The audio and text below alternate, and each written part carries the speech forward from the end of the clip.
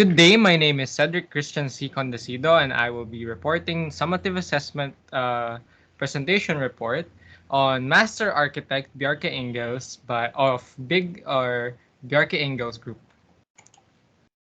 So for the brief background, Bjarke Bungard Ingels is a Danish architect born in October 2, 1974. He studied architecture in the Royal Danish Academy of Fine Arts, pursuing architecture. He wanted to be a cartoonist, but he pursued architecture because he wanted to improve his cartooning skills. But then he fell in love with architecture, and he went with the profession itself, and he found a love for architecture. He's the founder and the creative director of Bjarke Ingels Group, or Big, in 2005. Big is a internationally renowned architectural firm that focuses on urban landscapes and has created several iconic structures throughout the world that features sustainability within its design concept. He is a proponent of the modern sustainable architecture movement and coined the term hedonistic sustainability. So hedonistic sustainability would be discussed on his design philosophies later on, because it is one of the core principles to which he um, bases his design from. So from 1998 to 2001, Ingels was mentored by another master architect, Rem Koolhaas. Rem Koolhaas is another master architect, internationally renowned architect, and he is known for a lot of um, famous architecture throughout the world as well. An example would be the CCTV building in China. Um, he's also one of the youngest internationally acclaimed architects and one of the most influential architect of this generation. So at his age of 44, he has already achieved um, so much achievements for an architect, when most architects usually gain traction from their works when they are at the twilight of their lives. Say Mies van der Rohe, Frank Lloyd Wright, Le Corbusier. They're all already at an old age when they had achieved architectural or success in the architectural field, while Bjarke Ingels is only in his mid 40s. So he is a very young architect. So for Bjarke Ingels' architectural philosophies, Ingels' design philosophies revolve around the possibility of impossible, challenging the status quo to one that fits the world better and help make it a better place, because he he dwells on the idea that he can make fiction into reality, and to make it not just because it is something that he wants to achieve, but rather it's something that would benefit the world as a whole. It would benefit the people and the environment itself, that is stemmed to sustainability itself. So the three architectural philosophies that he he puts to life in his architectural career is hedonistic sustainability and combining pragmatism and utopia, also challenging the status quo.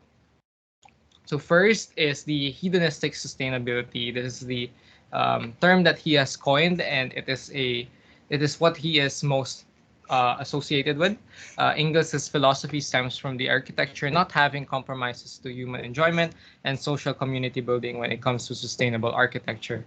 Approaching sustainability as a design problem to work around in order to fit both the environmental and social needs of the people. So he pushes for sustainable architecture, not only for the environment itself, but also for the people's enjoyment. So he doesn't want sustainable architecture to just be something that would limit the people from enjoying this type of architecture, but rather embracing that sustainability concept into something that would make this architecture be appreciated by by its users without compromises.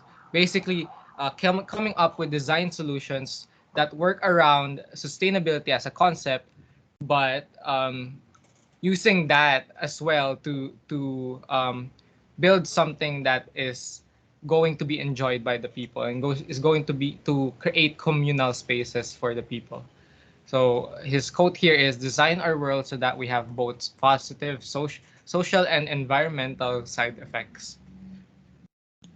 Oh, so the second design philosophy of Engels is combining pragmatism and utopia. Engels believes that an impossibly perfect world or a utopia is possible to be incorporated to the realities of the world. So pragmatism by piecing together parts of each other to build a whole.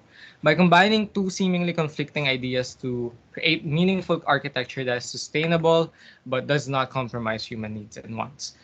This relates again to hedonistic sustainability, wherein you are trying to not just be sustainable but also some an architecture that could be both sustainable and enjoyable, while also incorporating concepts that somehow conflict with each other, and that you combine two opposing concepts into one. For example, yes, pragmatism and utopia, basically combining a futuristic approach, a futuristic and a perfect world, to a grounded in reality and theory and concepts that is within reality itself, within truth. So that's what was one of his design philosophies, is to go beyond reality and try to make that experience from a utopian society to our to the real life. So sustainability can't be like some sort of immoral sacrifice or political dilemma or a philanthropical cause. It has to be a design challenge. So the third design philosophy is challenging the status quo. Engels dislikes the current status quo of monotonous and static architecture. He views cities and architecture as something that should evolve over time. And Engels seeks to challenge the pre-established monotony within contemporary architecture with big and exciting ideas by the combination of thought-provoking concept that challenges the realm of possibility within architecture. So this is again relates to both the philosophy wherein not only are you trying to create sustainable and enjoyable architecture for the people, while also seemingly incorporating concepts that seem impossible, but also with those two concepts becomes the breaking of the status quo, wherein the monotonous and the static architecture within our society today is being changed by more radical, more exciting ideas that Bjarke Ingels pushes, because he wants a better place for the people, um, but also for the environment, and also to go beyond the limits of what architecture can be. So architecture is restricted to such a limited vocabulary. A building is either a high-rise or a perimeter block or a townhouse, which would be related later on with the Via 57 West in his famous works. So his architectural style is, first is expressionistic and playful. His unique and playful design solutions for the benefit of its users. So this is apparent with the Lego house, seeing it as blocks of Legos stacked upon each other to actually represent that playful idea of Lego bricks into architecture. Modernist and futuristic is another design concept that is very obviously seen in his work. It's very futuristic. It relates to the utopian concept or philosophy of his.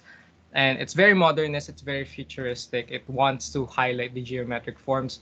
It's still simple, but also extra. So yes, and then sustainable, the incorporation of green and sustainable materials. This is very apparent in his work, such as the Via 57 West in the courtyard. There's an indoor garden in the ski in the Copenhagen. There's also greenery towards in the slopes, and also in the eighth house. It's very apparent that his works are very sustainable. So the famous works of Bjarke Ingels, Via 57 West, it is the quartz scraper combining the U.S. skyscraper and Scandinavian courtyard. So he envisioned a concept wherein he can combine the high-rise U.S. skyscraper with a Scandinavian courtyard, which has like a garden and a courtyard, an open space for communal interaction in the middle. And that's what exactly what he did with the Via 57 West. Basically, um, the upper parts, which is the high-rise portion, becomes the apartments and the living space, private spaces, while the lower levels become the social and the communal aspect of the building, wherein there's a garden that lets in natural light, and then also the amenities and the social spaces below, featuring a gym, markets, and whatnots for its users. So the next house or the next work is Eight House. It is revolutionizing the standard apartment blocks with more engaging communal spaces. He defined the apartment.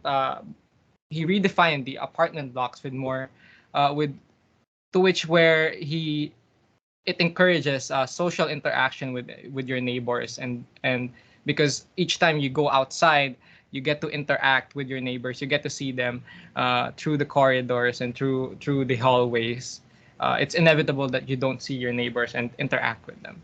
That is basically the concept that he had for this apartment block. The next is the Amagerbake, which is also known as the Copenhill. It is a ski in a power plant. Two conflicting ideas, because we all know that power plants are somewhat dangerous because it's a power plant, and wastes come out from a power plant. But he challenged the status quo, wherein he combined a social space into a space that doesn't seem to have social aspects within it, and used that as a design solution to the Copenhagen's love for skiing. Because of the relatively flat land of Denmark, he gave the Denmark citizens a ski slope for themselves, even when they don't have high elevations within the country itself. So next is the Lego house. The Lego house is, again, it is very expressive and playful in nature.